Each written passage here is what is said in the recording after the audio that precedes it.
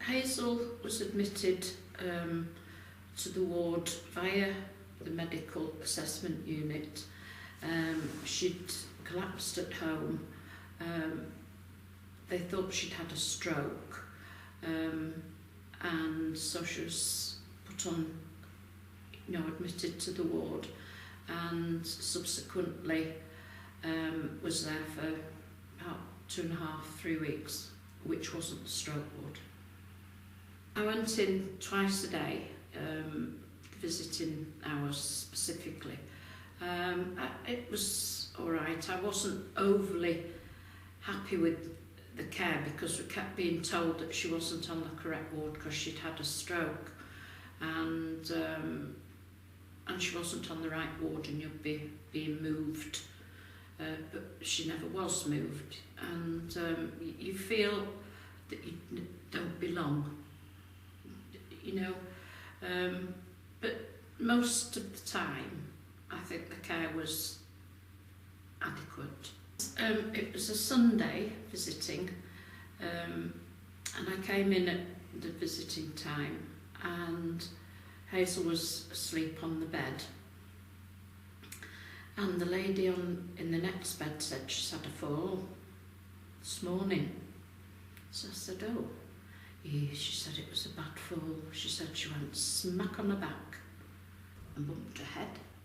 So I did actually wake Hazel up and said, have you had a fall? And she said, yes. And I said, have you been seen by the doctor? No. So I said, okay. I said, have you hurt yourself? So she had a big bump on the back of her head. So I went to the nurse's station and said, I believe Hazel's had a fall. Yes. I said, has she been seen by the doctor? It is Sunday, So I said, oh, what time was the fall? And it was at 9 o'clock in the morning. I said, but it's 3 o'clock. We're doing her neuro observations and they're fine. I said, well, have you done an incident report? And there was silence, So I said, well, I do think she should be seen by a doctor. I said, she's got a big lump on her head. Have you seen it or felt it? No, but a neuro obs are fine.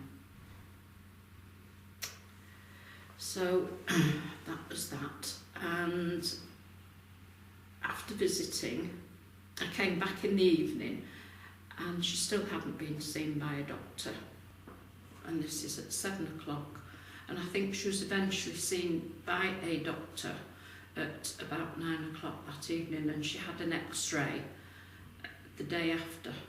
And I had said to the staff on the ward, I said, you do know that she's got osteoporosis as well, so she could have a fractured skull. No, we didn't know that. And it was just the whole thing where they weren't aware of all the history, because she could have had a fractured skull.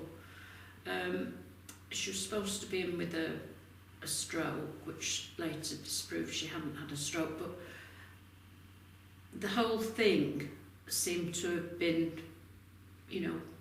missed.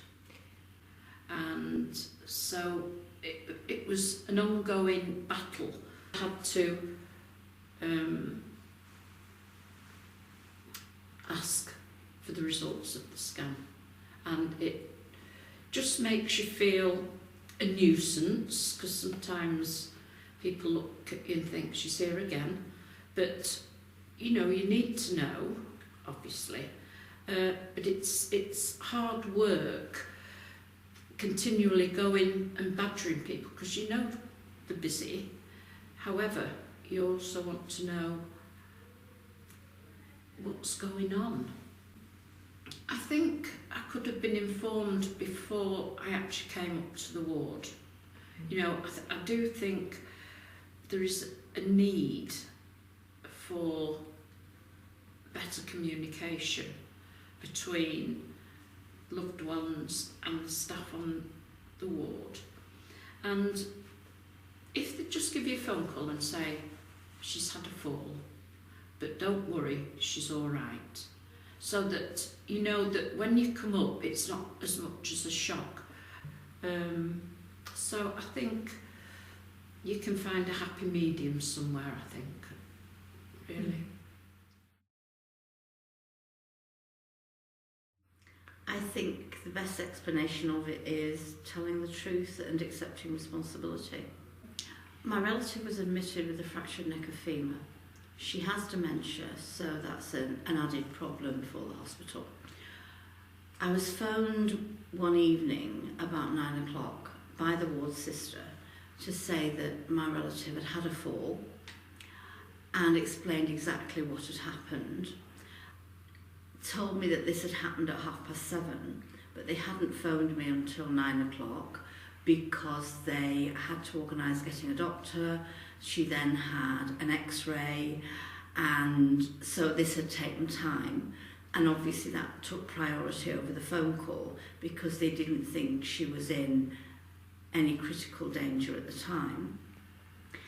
And so they explained what had been found on the x-ray, and the next time I went in, a sister would sit and have a word with me and explain it all to me.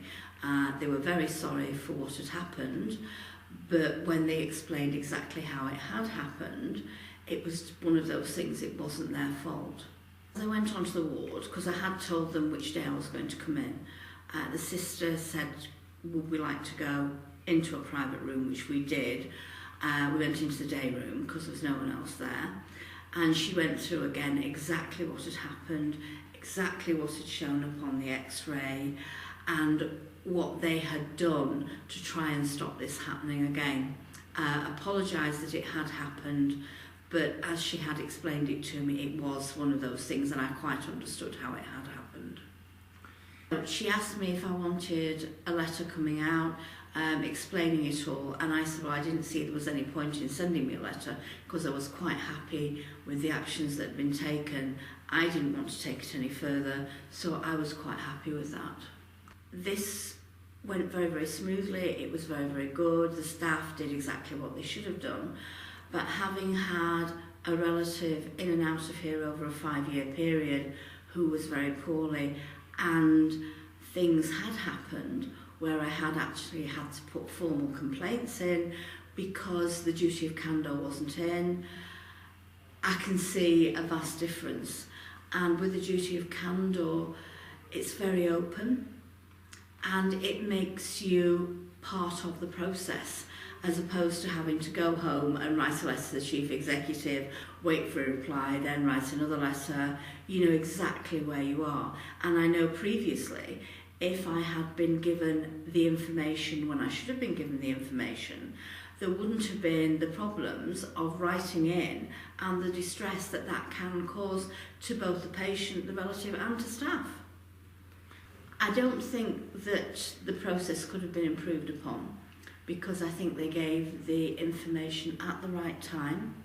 They gave enough information and also left it to me that if I wanted to ask questions, I could ask questions, but I didn't need to because they gave me all the information.